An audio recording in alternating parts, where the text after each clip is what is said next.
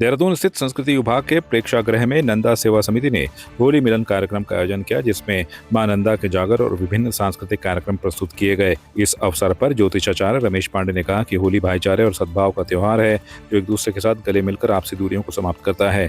शास्त्री रमेश पांडे ने कुमार मंगलम के माध्यम से नंदानगर में स्थित सभी मंदिरों के जीर्णोद्धार की बात कही और पहाड़ की बोली, भाषा और संस्कृति को बचाए रखने की आवश्यकता पर बल दिया। कार्यक्रम में अतिथि के रूप में डॉक्टर रमेश पांडे, ओम प्रकाश मैंदोली, कर्नल हरेंद्र सिंह रावत, लक्ष्मण सिंह राणा, दर्शन सिंह रावत, नंदिता रावत और अन्य प्रमुख व्यक्ति उपस्थित थे। अंत में अतिथियों ने प्रतिभागियों को पुरस्कार दिया और सभी ने एक दूसरे को गुलाल लगाकर होली की शुभकामनाएं दी और सामूहिक नृत्य किया। पिथौरागढ़ जनपद के नैनीसैनी एयरपोर्ट के समीप डीआरडीओ गेस्ट हाउस के निकट सर्किट हाउस के निर्माण के लिए जिलाधिकारी विनोद गोस्वामी ने कार्यदायी संस्था ग्रामीण निर्माण विभाग के साथ स्थलीय निरीक्षण किया। इस सर्किट हाउस का निर्माण कुल 23 करोड़ 25 लाख 85,000 रुपए की धनराशि से किया जाएगा। इसमें 8 डिलक्स कक्ष, 2 वीआईपी कक्ष, 1 वीवीआईपी कक्ष, पार्किंग स्थल के साथ साथ टाइप 3 और टाइप 2 आवासों का भी निर्माण किया जाएगा। जिलाधिकारी ने कार्यदायी संस्था के अधिकारियों से जानकारी प्राप्त की और निर्माण कार्य को गति देने के लिए आवश्यक दिशा निर्देश दिए। उन्होंने कहा कि सर्किट हाउस का निर्माण क्षेत्र के विकास और प्रशासनिक कार्यों को सुविधाजनक बनाने में मददगार होगा। यह परियोजना पिथौरागढ़ में प्रशासनिक व्यवस्थाओं को सुधारने की दिशा में महत्वपूर्ण कदम साबित होगी। भाजपा कार्यालय पिथौरागढ़ में संगठन पर्व के कार्यक्रम में जिलाध्यक्ष भाजपा पिथौरागढ़ की घोषणा कार्यक्रम में मुख्य अतिथि पर्यवेक्षक दीपक मेहरा, जिला सह प्रभारी गोविंद सिंह पिलखवाल ने गिरीश जोशी को जिला अध्यक्ष भाजपा घोषणा की। इस दौरान उक्त कार्यक्रम में विधायक बिशन सिंह चौभाल, विधायक गंगोली हाट, फकीर राम, दर्जा प्राप्त राज्य मंत्री गणेश भंडारी, प्रशासक जिला पंचायत दीपिका बोहरा, पूर्व जिला अध्यक्ष किशन भंडारी सहित अन्य कार्यकर्ता उक्त कार्यक्रम में शामिल रहे। इस मौके पर जिला अध्यक्ष गिरीश जोशी ने पुनः प्रदेश नेतृत्व का धन्यवाद आभार व्यक्त कर कहा, जो भी पार्टी संगठन द्वारा जिम्मेदारी सौंपी जाएगी उसे वो पूरी ईमानदारी के साथ पूरा करेंगे। पिथौरागढ़ जनपद में प्रदेश महासचिव एनएसयूआई ऋषभ कल्पासी के नेतृत्व में एंचोली तिराहे पर शासन और प्रशासन का पुतला दहन करते हुए जमकर नारेबाजी की। इस दौरान उन्होंने कहा कि एंचोली पिथौरागढ़ का प्रवेश मार्ग है तथा पिथौरागढ़ के बहुत से ग्रामीण क्षेत्र के लोग इसी मार्ग से शहर में प्रवेश करते हैं, जिसमें स्कूल जाने वाले बच्चे व बुजुर्ग भी होते हैं, पर रोड की ऐसी हालत है कि दुर्घटना होने का डर बना रहता है। उक्त मार्ग पर पाइपलाइन फटने के कारण सारा पानी सड़क में आ रहा है, जिसके चलते जल्द से जल्द इस सड़क पर डांबरीकरण या टाइल्स निर्माण व नाली निर्माण करने की मांग की है।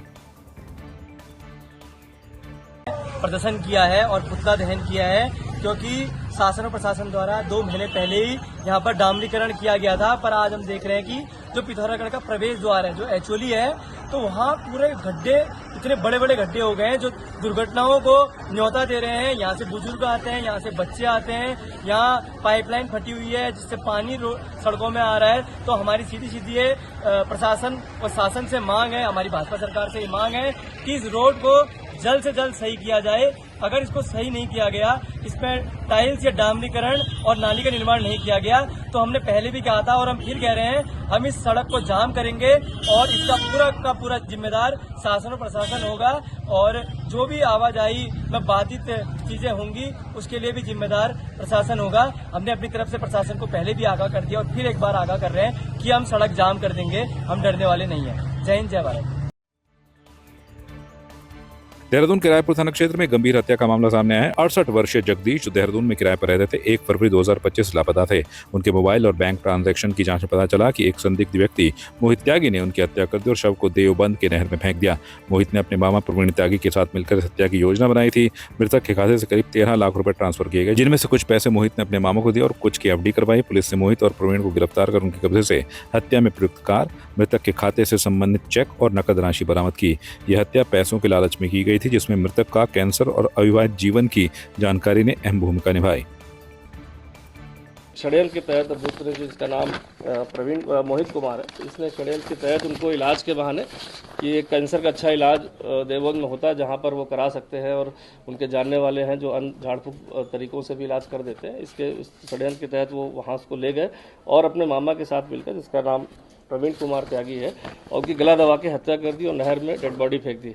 चूंकि पैसा मृतक के अकाउंट में था, तो इसलिए जो उनकी एफडी थी, चेकबुक थी, इन्होंने इनके कमरे से, जो किराए का कमरा था, ले लिया था यहाँ से।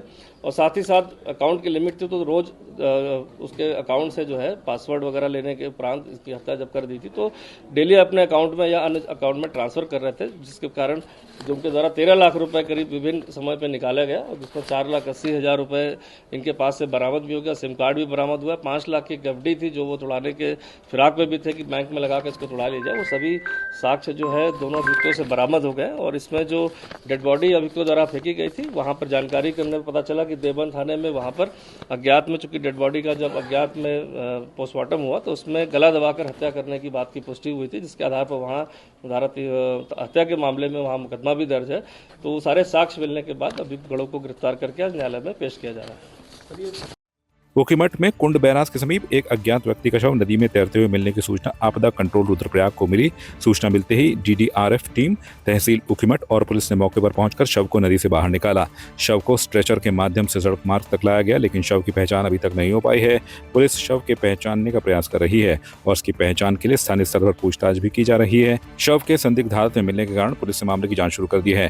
फिलहाल शव को पोस्टमार्टम के लिए भेजने की प्रक्रिया चल रही है। घटना से संबंधित सभी पहलुओं की गहनता से जांच की जा रही है। आपकी इस पर क्या राय है, हमें कमेंट कर जरूर बताएं। इसके साथ ही आप हमारे YouTube चैनल को सब्सक्राइब कीजिए। आप हमें Facebook, Instagram, Twitter पर फॉलो भी कर सकते हैं और संवाद 365 के साथ एक क्लिक में जुड़ने के लिए डाउनलोड कीजिए संवाद 365 ऐप।